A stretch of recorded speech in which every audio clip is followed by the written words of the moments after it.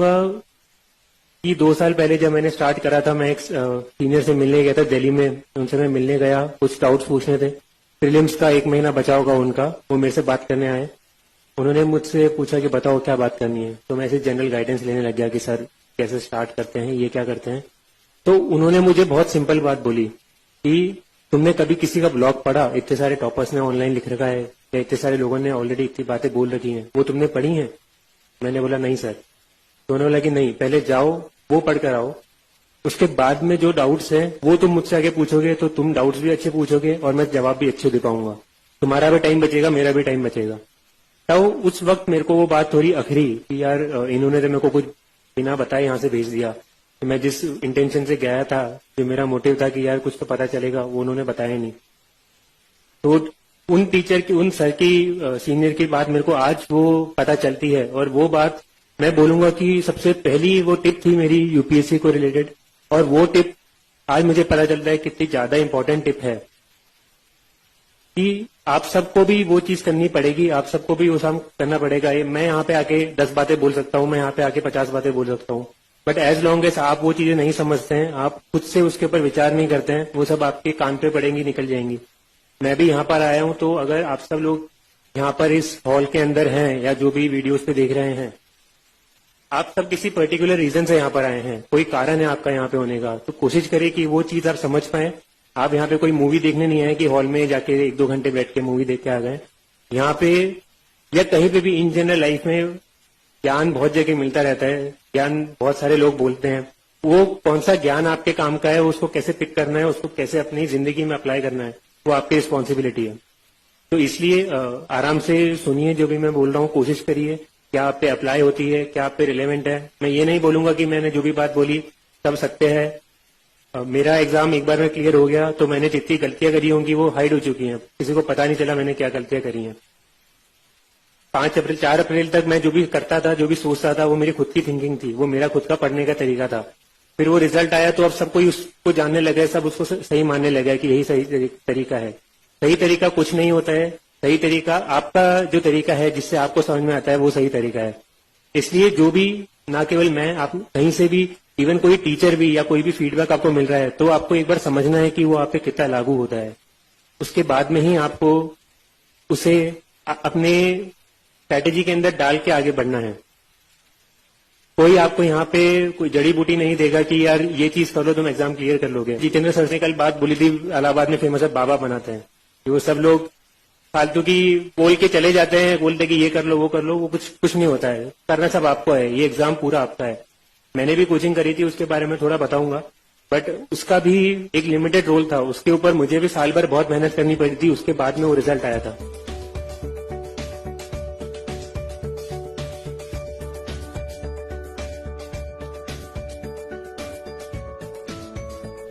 सबसे पहले मैं एक बता देता हूं कि थोड़ा मेरी लाइफ के बारे में बता देता हूं। मैंने 2010 में आईआईटी का एग्जाम दिया था। स्कूलिंग मेरी कोटा में हुई थी एंड बचपन से मुझे साइंस बैकग्राउंड में ज्यादा इंटरेस्ट था। सोशल साइंस, अपनी सिविक्स, ज्योग्राफी, हिस्ट्री, इन सब में बिल्कुल भी इंटरेस्ट नहीं आता था। मेरी कोशिश थी कि भाई 10वीं क्लास तक, बोर्ड तक एक बार पढ़ के इनको हटा दूं, फिर 11th के बाद में तो आएगा भी नहीं। बिल्कुल इंटरेस्ट नहीं था, मैं एकदम दूर भागता था उनसे, एकदम रट्टा मार मार के उनको मैंने निकाला था, क्योंकि मेरा पूरा मैथ्स वगैरह में इंटरेस्ट था। फिर कोटा में वैसे एनवायरमेंट भी होता है, तो मैंने आईआईटी का एग्जाम दिया, वो एग्जाम भी क्लियर हो गया। फिर मैं आईआईटी बॉम्बे गया वहां ग्रेजुएशन करने। तब मेरे फादर ने मुझे बचपन से भी बोला था, और फादर मेरे सिविल सर्विसेज में ही है। पहले वो आरएएस थे, राजस्थान एडमिनिस्ट्रेटिव सर्विस में, अभी उनका प्रमोशन हो चुका है, वो आईएएस में है। उन्होंने मुझे बोला था, उनकी खुद की इच्छा भी थी कि वो आरएएस में, तो चाहते थे मुझे एज ए आईएएस देखना। बट मैं क्योंकि उस एनवायरनमेंट में रहा था, बचपन से मैंने सारी चीजें देखी थी, तो कभी मुझे उसका अट्रैक्शन नहीं आया कि यार ये लाल बत्ती की गाड़ी क्या होती है, या ये सोशल स्टेटस क्या होता है, या ये रिस्पेक्ट क्या होती है। वो सामने दिखता रहता था। मेरे लिए वो घर की मुर्गी दाल बराबर जैसी चीज थी, मुझे कभी इंटरेस्ट नहीं था। नहीं, प्लीज आप ताली मत बजाइए, आप सुनिए जो भी मैं बोल रहा हूँ। ताली आप एंड में जितनी बजानी है बजा लीजिएगा। तो मेरा था कि ये चीज तो मैंने देख रखी है लाइफ में, मुझे कुछ और ट्राई करना है, मुझे खुद की जिंदगी बनानी है, मुझे खुद के पैरों पे खड़े होकर कुछ करना है। और मेरा था कि मुझे कभी तो इंडिया के बाहर जाके भी एक बार रहना है या काम करना है। उसी इंटेंशन से मैंने कॉलेज में पढ़ाई भी करी, अच्छे से पूरा ग्रेजुएशन वगैरह करा। और 2014 में जब मेरा फाइनल ईयर था, ग्रेजुएशन हुआ, तब मुझे सैमसंग साउथ कोरिया में जॉब ऑफर मिला था प्लेसमेंट्स में कॉलेज के अंदर। तो तब मुझे बहुत खुशी हुई कि यार बचपन से मेरी ये इच्छा थी, दिली इच्छा थी कि मुझे एक बार बाहर जाना है और वो अपॉर्चुनिटी मेरे सामने है। फिर मेरे फादर ने तब एक बार फिर से बोला कि तुम अभी ग्रेजुएशन कर चुके हो, तुम एलिजिबल हो चुके हो यूपीएससी लिखने के लिए, एक बार कोशिश करो। क्योंकि उन्हें पता था कि मेरे अंदर कितना पोटेंशियल है। मुझे खुद को लगता था कि यार ठीक है, एप्टीट्यूड वगैरह ठीक है, जनरल साइंस मेरे बस की बात नहीं है। मैं कभी न्यूज़पेपर भी नहीं पढ़ता था कि ये मुझसे कभी नहीं हो सकता। तो मैंने उनको मना करा कि नहीं है। उन्होंने फिर एकदम मेरे से बिना पूछे मेरा फॉर्म भर दिया। 24 अगस्त को एग्जाम था, 23 अगस्त की रात को उन्होंने बताया कि ये लो तुम्हारा एडमिट कार्ड, कल सुबह जाके एग्जाम लेकर आना। मैंने बोला अगले हफ्ते 10-15 दिन के बाद में मेरी फ्लाइट थी। मैंने बोला कि नहीं, मैं तो जा रहा हूँ, जॉब है।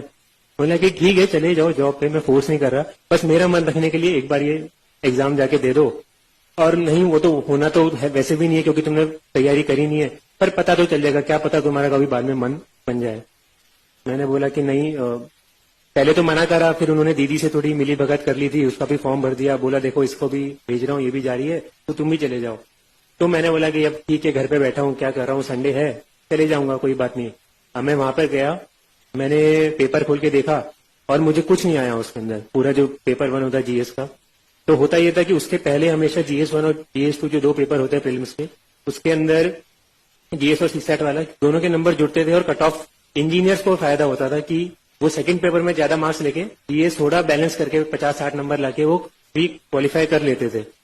तो मेरे फादर को भी ये वाली चीज पता थी, उनको ये नहीं पता था कि वो पैटर्न चेंज हो चुका, उसी साल से चेंज हुआ था। तो उन्होंने मेरे को भेज दिया कि अरे तुम्हारा हो जाएगा, तो इसके अंदर जितना मैक्सिमम ला सकते हो लाओ, उसके अंदर काम निकाल लेना। अब गया, अब उसके अंदर तो सीसैट वाला तो वैसे ही क्वालिफाइंग हो चुका है, कुछ काम का है भी नहीं, और जीएस वाला था उसके अंदर मेरा डब्बा गोल। मैं पेपर खोल के बैठा, मुझे कुछ आता नहीं है। मैंने सोचा कि चलो कुछ एलिमिनेशन करके आ जाएंगे। पहली बार मैंने उसके 5 साल पहले आईआईटी का एग्जाम दिया था, वहां पे तो एलिमिनेशन तो फिर भी हो सकता था कि चलो नहीं आया तो कुछ उल्टा तिगड़म बिठा के सवाल कर सकते हैं मैथ्स के, फिजिक्स के। यहाँ पे तो कुछ तिगड़म ही नहीं बैठती है, हमेशा 2 ऑप्शन तो फंसते ही फंसते हैं। बी और सी एलिमिनेट कर दी तो ए और डी में तो तुक्का मारना ही पड़ेगा, बिना कॉन्फिडेंट मैं कर ही नहीं सकता हूँ। और ये आप सबको पता है, फिल्म्स के अंदर 70-75% क्वेश्चन ऐसे ही होते हैं कि बहुत ही कम स्टूडेंट्स कॉन्फिडेंटली कर पाते हैं, उन्हें कहीं ना कहीं तो गेस करना पड़ता। तब तो मेरा कोई बेस भी नहीं था, कुछ कंसेप्ट भी नहीं थे, और न्यूज़पेपर मैंने पढ़ा हुआ नहीं था। तो मैं जाकर एग्जाम में 15 मिनट मैंने करा, कुछ नहीं हुआ। फिर मैं उठ के टीचर को बोलने लगा कि ma'am I want to go, मेरे ये हो गया मेरा पेपर। उन्होंने बोला कि नहीं, यू हैव टू सिट, आपको बैठना पड़ेगा पूरा 2 घंटा। अब मैंने सोचा क्या करूं, मैं जाके वहां पे हेड डाउन करके सो गया, क्योंकि एग्जाम तो मेरे को कुछ आता नहीं था। फिर मैं सवा घंटे के बाद में उठा, देखा कि बाकी बच्चे कुछ कर रहे थे। मैंने बोला कि चलो अपन भी थोड़ा कर लेते हैं, थोड़ा अपन तुक्केबाजी तो भिड़ा लेते हैं कि क्या होगा, ज्यादा से ज्यादा नेगेटिव आएंगे, पर एग्जाम तो अपन को क्लियर करना नहीं है। तो मैंने कुछ तुक्केबाजी करी और पेपर में देकर आ गया, घर पे आराम करा। पापा को बोल दिया कि जो होगा मुझे तो मतलब का भी नहीं है, बताना भी मत कि कितने मार्क्स से क्या रिजल्ट था। फिर उसके कुछ 7-8 में तो आराम से जॉब करने चले गया। 7-8 महीने बाद उनका फोन आया कि ऐसे ऐसे हुआ है, तुम्हारा होना तो था नहीं, तो हुआ नहीं, और कितने मार्क्स तुम्हारे सीसैट में कुछ बहुत अच्छे नंबर आए हैं, क्योंकि वो मेरा स्ट्रांग था, और जीएस में होंगे सिंगल डिजिट या कुछ 10-15-20 नंबर से ऊपर नंबर नहीं होंगे मैं 200 के अंदर से। तो वो देख के पता चल गया कि अपने बस की बात नहीं है यूपीएससी, खासकर जीएस, क्योंकि मेरा कभी स्ट्रांग था ही नहीं। फिर मैंने बाहर, जो मेरा इंटेंशन था कि बाहर नौकरी करी, कभी बीच में यूपीएससी के लिए सोचा भी नहीं, क्योंकि मेरा था कि अभी नौकरी मिली, इसमें अच्छे से करना है, मुझे ध्यान भी अपना कहीं और बांटना नहीं है। तो मैंने अपना सारा जॉब करी 1.5 साल। फिर कुछ चीजें ऐसी हुई, वहां पे काम पसंद नहीं आया। फिर मैंने सोचा कि इंडिया मूव करके काम करते हैं, और बाहर रहना भी मेरे को इतना पसंद नहीं आया, इंडिया की जो लाइफ मेरे को बेटर लगती थी। तो फिर मैं शिफ्ट करके बैंगलोर आ गया। बैंगलोर के अंदर मैंने जॉब करी, और जॉब करते वक्त बैंगलोर में कुछ 7-8 महीने जब निकले होंगे, दिवाली का टाइम था 2016 का, मैं 2016 मार्च में इंडिया आ गया था। तो जब अक्टूबर-नवंबर का टाइम आया, तब तक आते आते जो नेचुरल चीज है कि जैसे जैसे एज बढ़ती जाती है, थोड़ी लाइफ में सीरियसनेस भी होती है। कब हम हमेशा मजाक नहीं कर सकते हैं कि आज मस्ती कर ली, कल कोई मूवी देखने चले गए, परसों गेम खेलने चले गए, फिर वीडियो गेम खेल रहे हैं, ये हमेशा नहीं कर सकते, कहीं तो लाइफ में सीरियस होना पड़ता है। तो उस वक्त था जब मैंने सोचना विचारना शुरू करा, और वहाँ बैंगलोर का ट्रैफिक भी ऐसा था कि आधा पौन घंटा मैं कैब में बैठा रहता था ऑफिस जाने के लिए, तो और कुछ काम था भी नहीं। तो मैं बैठे बैठे यही सोचता था कि मैं क्या कर रहा हूँ, मुझे क्या करना है। तब मेरे दिमाग में ये सब ख्याल आने लगे कि मेरी जो बाहर लाइफ थी वर्सेस जो मेरी बेंगलोर में लाइफ है, जो मेरी इंडिया में लाइफ है, उसमें बहुत सारा अंतर है, बहुत सारे इश्यूज हैं। और जो वहां पे जिस तरह की ईज ऑफ लिविंग थी कि बड़े आराम से चीजें हो रही है, कुछ सोचना ही नहीं पड़ रहा है, वैसी जिंदगी यहाँ पे नहीं है। और मैं चाहूंगा कि वैसी जिंदगी यहाँ पे होनी चाहिए। तो जैसे बैंगलोर का ट्रैफिक का मैंने बताया, तो ट्रैफिक का देख के लगता था कि यार ये ट्रैफिक में ये ऐसे क्यों कर रखा है, ये थोड़ा ऐसे कर सकते हैं तो ये निकल जाएगा। ये तो बहुत कॉमन सेंस की चीज है। ये एक बस स्टैंड है, वो उन्होंने एक ब्रिज है उसके बीच में बस स्टैंड बना रखा है, तो बसेस वहां पे रुक के तो ट्रैफिक जाम होना ही है। तो सबको लगता था ये वाटर स्केर्सिटी है, पानी की कमी बेंगलोर में बहुत तेजी से होती जा रही है, अभी भी इश्यू चल ही रहे हैं। तो तब से मुझे लगता था कि यार ये सारे चैलेंजेस हैं, और अगर मैं बाहर बैठे बैठे अगर मैं इंडिया में रह रहा हूं और अगर मैं इनको बस क्रिटिसाइज कर रहा हूं कि ये क्या है, ये गंदा है, बाहर अच्छा था, तो मैं मतलब इतना मेरे को इधर मिला है, मैंने सब कुछ पढ़ाई करी है, तो मैं उसके साथ ही गलत चीज कर रहा हूं। तो अगर उनको इम्प्रूव करना है तो वो मैं बाहर से कोर्स नहीं सकता हूं, मुझे खुद को जाके चेंज करना पड़ेगा। तब मैंने थोड़ा सोचना स्टार्ट करा। फिर वो पहले से दिमाग में यूपीएससी वाला तो एक्सपीरियंस था ही, पता था कि जॉब कैसे होती है, क्या क्या अपॉर्चुनिटीज होती हैं, कौन कौन से सेक्टर्स होते हैं। मेरे फादर मेरे ताऊजी भी सिविल सर्विसेज में ही है, और फादर के कुछ सीनियर्स हैं, वो बचपन से एक दो बार मैं मिला हुआ था उनसे, तो मुझे आइडिया था थोड़ा बहुत कि यहाँ पर मैं आऊंगा तो कुछ तो सेटिस्फाइंग मिलेगा। एट द सेम टाइम मैं बैंगलोर में जो जॉब कर रहा था वहां पे मैं 8 to 8, 9 to 9, 10-12 घंटे दिन के मेरे उसमें जाते थे। महीने के एंड में मेरी सैलरी आती थी, काफी अच्छी सैलरी थी, बट उसको ना मैं कहीं यूज करता था, ना उससे मुझे सेटिस्फेक्शन मिलता था कि यार मैं कुछ अच्छा इंप्रूव कर पा रहा हूँ, तो कुछ भी अच्छी चीज हो रही है उससे, बस से मेरा फायदा हो रहा है। और मेरा फायदा भी वो केवल मॉनिटरी फायदा है कि मैं आज जाके अगर मैं मान लो 1000 रुपए की शर्ट खरीदता हूँ तो मैं कल जाके 5000 की शर्ट खरीद लूंगा, उसके ऊपर तो मैं खर्च कर भी नहीं सकता हूँ। तो मुझे लगने लगा, फिर मैंने घर पे बात करी, अपने फादर से बात करी, बीच में यूएस वगैरह का ऑप्शन भी है कि मैं यूएस भी शिफ्ट कर सकता हूँ, वहां पे पढ़ाई की भी अपॉर्चुनिटी मिली। बट फिर बीच में मेरे ऑफिस वालों ने मेरे को महीना 2 महीने वहां पे भी भेजा, तब मुझे वहां की भी लाइफ दिखी, मुझे पता चल गया कि नहीं, कोरिया भी पसंद नहीं आया, यूएस भी पसंद नहीं आया, मतलब अपन को बाहर रहना पसंद नहीं है, अपने लिए इंडिया सही जगह, अपन को इंडिया में रह के ही कुछ अच्छा करना। इसलिए फिर मैं सोचने लगा कि यूएस का तो मैंने ऑप्शन कैंसिल कर दिया और घर पे बात करने लगा। तो मैंने 5-6 महीने लगाए, बार हर महीने मैं घर जाता था, पूछता था, बात करता था जितने लोगों से हो सके, तो खासकर वो भी केवल घर के अंदर, और एक या दो लोग, ऐसा भी नहीं कि मैंने 10 जनों को या दोस्तों को भी बता दिया कि मैं ये सोच रहा हूँ, क्योंकि बहुत सारी ओपिनियन आती है, जो वो सब अपन को जो सोचना होता है, अपन को करना होता है, वो उनसे इन्फ्लुएंस होती है। अल्टीमेटली जो आपको अंदर से चाहिए वो आपको ही पता है, या ज्यादा से ज्यादा जो आपके क्लोज वंस है, आपकी फैमिली है, वही आपको बता सकते हैं, वही लोग हैं जो आपको सही एडवाइस देंगे, बाकी तो उनके हिसाब से जो सही है वो बताते हैं। इसलिए मैंने सोचा कि इन्हीं लोगों से पूछता हूँ। फिर सोच समझ के मैंने डिसाइड करा, बताया कि सब जगह पॉजिटिव नेगेटिव होते हैं, कि तुम सिविल सर्विसेज में भी आओगे तो ऐसा नहीं है सब कुछ अच्छा होगा, इश्यूज होंगे, लोगों को ट्रांसफर का बहुत टेंशन रहता है, कहाँ ट्रांसफर कर देंगे, या लोगों को पॉलिटिकल इंटरफेरेंस का डर रहता है, बहुत सारी चीजें होती हैं। वही मैंने बात करी तो उन्होंने बताया कि हर जगह पॉजिटिव्स नेगेटिव्स होते हैं। सिविल सर्विसेज में जरूरी नहीं है कि सब कुछ अच्छा होगा, जरूरी नहीं है सब कुछ गंदा होगा।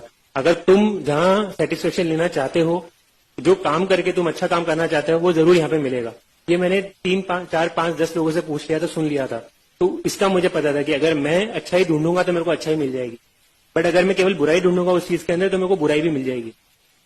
और अगर मैं प्राइवेट जॉब कंटिन्यू करता हूँ तो वहां पे भी है कि ठीक है, मेरे को अच्छी सैलरी मिल रही है, सब कुछ बढ़िया है, मैं अच्छी लाइफ जी सकता हूँ, मैं महंगी कार खरीद ली, ये कर लिया, जो करना है मैं कर सकता हूँ, but at the same time जो सेटिस्फेक्शन है कि मैं कुछ अच्छा काम कर रहा हूँ, वो वहां पे नहीं मिलता है।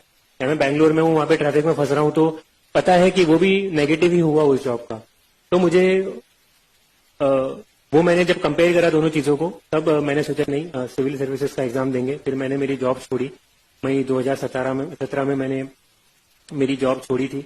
उसके बाद में मैंने मेरी प्रिपरेशन स्टार्ट करी। ये एग्जाम मेरा 1 साल का या मेरा 1.5 साल का टाइमलाइन था। तो अब लोग बोलने में बोल सकते हैं कि ठीक है मेरे 2 अटेम्प्ट थे, बट मैं इसको पर्सनली फर्स्ट अटेम्प्ट ही काउंट करता हूं, क्योंकि पहला अटेम्प्ट तो था कि मेरे को एग्जाम के 1 दिन पहले पता चला कि मुझे कल जाके एग्जाम लिखकर आना है, और मैं इसको as a time period count करता हूँ। कोई मेरे से पूछेगा तो मैं बोलूंगा मैंने जिंदगी के 1.5 साल 2 साल डाले यूपीएससी क्लियर करने के लिए, और वो लगते ही हैं, वो सबके ही उतने मिनिमम तो इतना अमाउंट डालना पड़ेगा आपको। तो ये मेरी टाइमलाइन थी जो मैंने बताई आपको। अब इसमें आप नोट करेंगे तो सबसे पहले मैंने सबसे बल्क में जो टाइम बताया वो क्या था, मेरा यूपीएससी में आने का जो थॉट प्रोसेस, जो मैंने स्टार्टिंग के तैयारी शुरू करने के पहले 5-6 महीने डाल दिए सोचने में कि मुझे एग्जाम देना है, क्यों देना है, क्या फायदे